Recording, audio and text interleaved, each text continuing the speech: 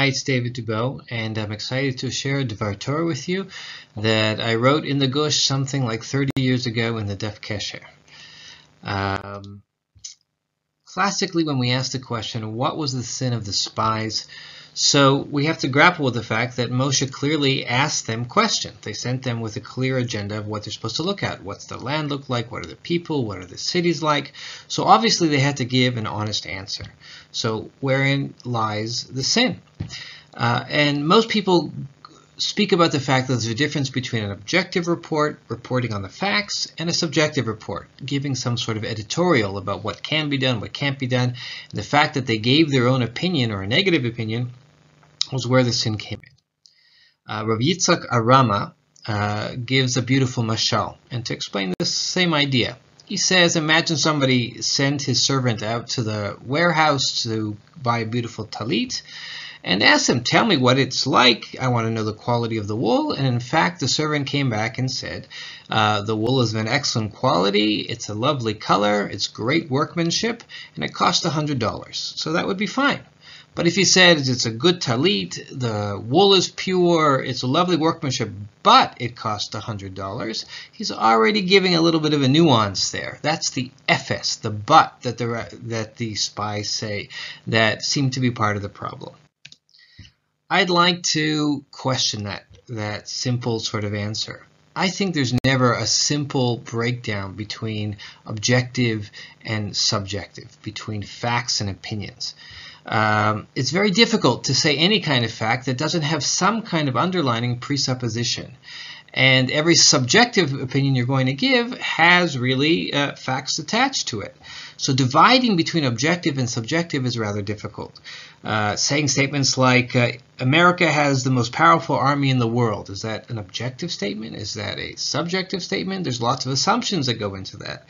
Hamas attacked Israel on October 7th. We know how the world is filled with alternate narratives. And as much as we'd like to believe that facts are clearly facts, the truth is, who attacked who is about how you tell the story. And there are people who are very much invested in telling a very negative and terrible story. And that's really the heart of the issue, and what I want to get at today. In order to sort of understand this new approach, we have to talk about a concept called the intersubjective. The intersubjective is a combination of the objective and the subjective. So objective is a description of facts, and the subjective is definitions that we create. Now the truth is, almost everything you talk about in the world is conditioned on a certain accepted language, a certain accepted definition of things. So if I want to talk about something being 3 meters tall, we have to share an intersubjective understanding of what a meter is. If I want to talk about a beautiful painting, so we exist inside a community that agrees on certain aesthetic judgments. If I talk about a color blue, even there, something that sounds to be so objective includes within it a presupposition or a communal agreement of how we name colors. And so the intersubjective is a kind of a combination of those two that understand that almost any fact that you're going to say is an assessment which comes inside of a community which shares certain definitions together. And if we talk about the sin of the spies as being a problem of intersubjectivity, then I think we might open up new insights. Far from being a modern concept, the intersubjective, I'd like to say that the Torah was all over this idea already from the beginning. And the way I like to prove it is I like to do a careful reading of 2 psukim, which are the narrative account of what happened when the spies went to Eretz Yisrael. This is not the report that the spies give back. This is not the questions that Moshe sends them with. But in 2 psukim, the Torah pretty much describes what the spies encountered. Actually, 4 psukim altogether, but we're just going to talk about 2 of them. They went up by the south and came to Hebron. And Achai, Sheshai, and Talmai, the children of the Anak, were there. Now Hebron was built 7 years before Tzoan in Egypt. They came to the valley of Eshcol and cut down there a branch with one cluster of grapes. And they bore it on a staff between two. They also brought some of the pomegranates and figs. So the question is, what are these psukim telling us? And it's clear. They're telling us that in the land of Eretz Yisrael there exist giants. And Eretz Yisrael, or the city of Hebron in particular, is a very ancient city. And the fruit that they found there is big fruit. Giants, old city, and big fruit. But if we look very carefully at the way the Torah chose to tell us these things, you'll see that the Torah was very careful to not define any of this, not present any of it as objective fact. Instead, let's take a look. How does the Torah tell us that there are giants inside of Eretz Yisrael? Well, it says there's ha'anak. I'm not defining ha'anak. The anak that everybody seems to know about.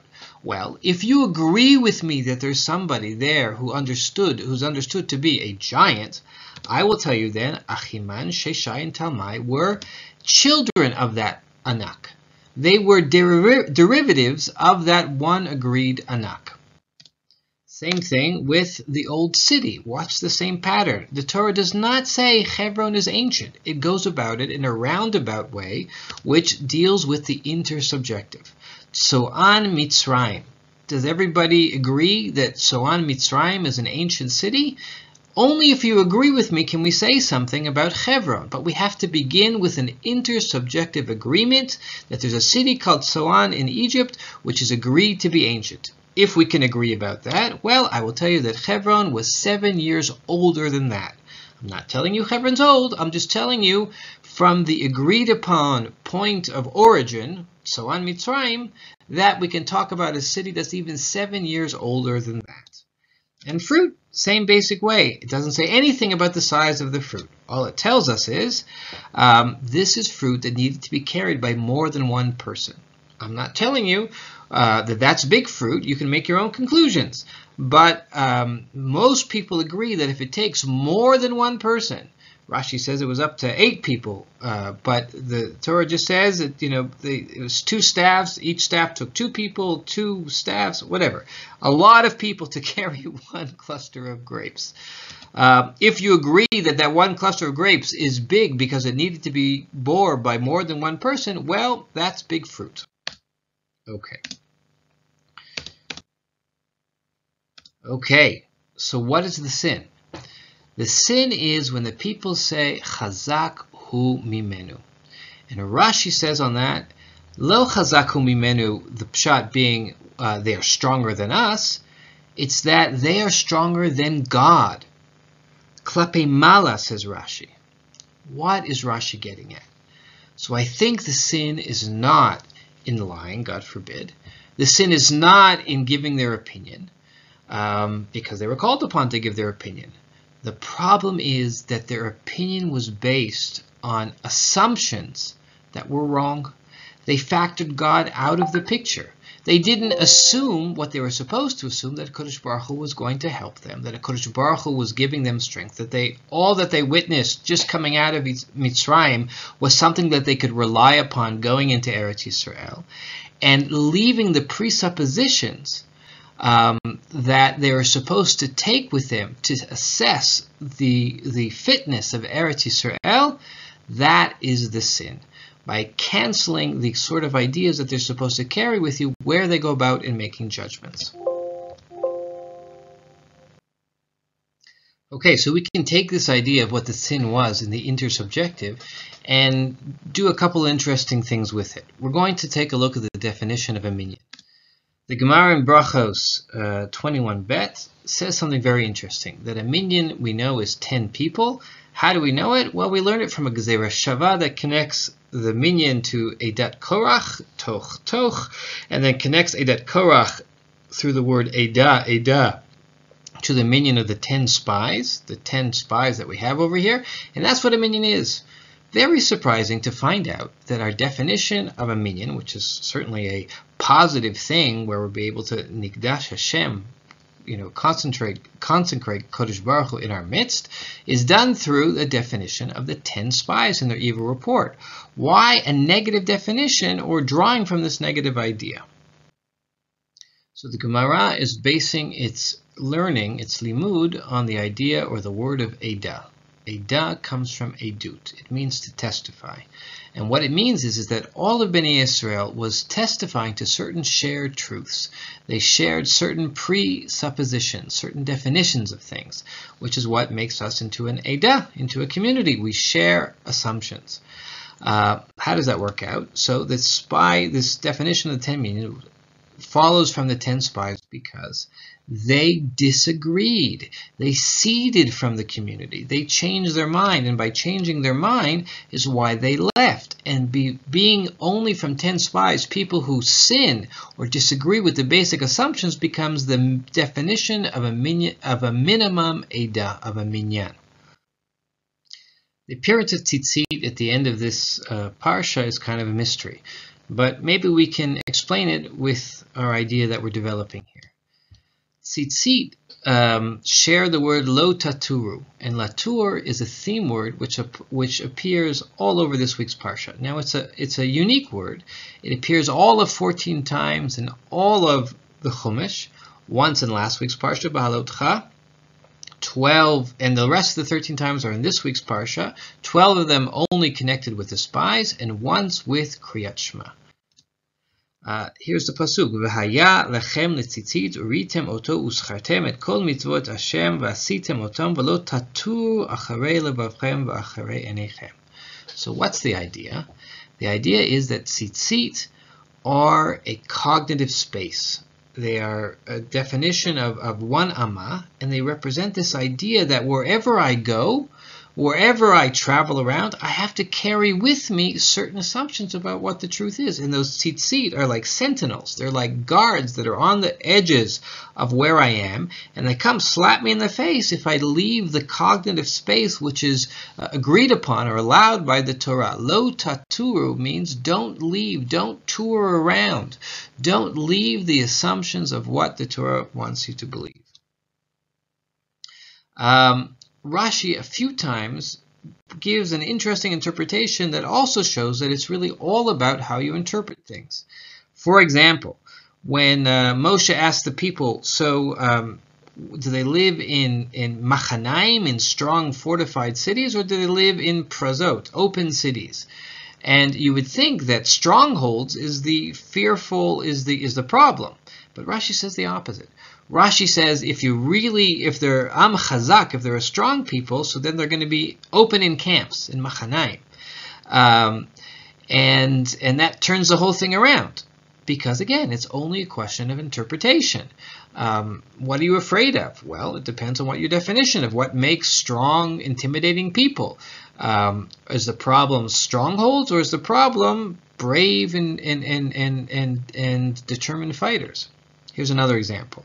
The spies say it's Eretz Ochelet Yoshveha, a land that eats its inhabitants. Is that a positive or negative? It sounds very much like it's a negative. But Rashi says the opposite. Rashi says that there were all these funerals that Hashem made going on inside of Eretz Israel in order to distract the people, in order that the spies could have free reign and walk around the place. So exactly what we thought was something of a negative description, Rashi turns it around and showing us that depending on your assumptions and your interpretive power, you have to look at the situation through a lens which attests to the belief in HaKadosh Baruch Hu and His hashgacha. Men of stature, this is our final point. They are anshe midot. And Kalev and Yoshua say to the people, Tsar tzilam me'alehem. Don't fear them. Remove your fear, this subjective experience when you look at them. So it's a very interesting phrase, fear connected to tzel, to a shadow. And I think this is also one more example of exactly what we want to speak about. Shadows are a function of point of view.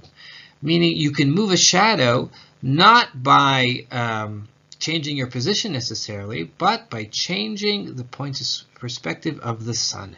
If the sun changes and you believe that HaKadosh Baruch Hu is on your side, so then you will cast a shadow on your enemy. If you think God is on the opposite side helping your enemy, so they will cast their shadow on you. Be'ezrat Hashem, may we always keep the assumptions of HaKadosh Baruch Hu's help and hashgacha and trust and believe that he is running the world and doing so for the benefit of Am Yisrael. These are difficult times. It is not always easy to believe that or to see that. It's easy to believe it, but it's not always easy to see it evidently.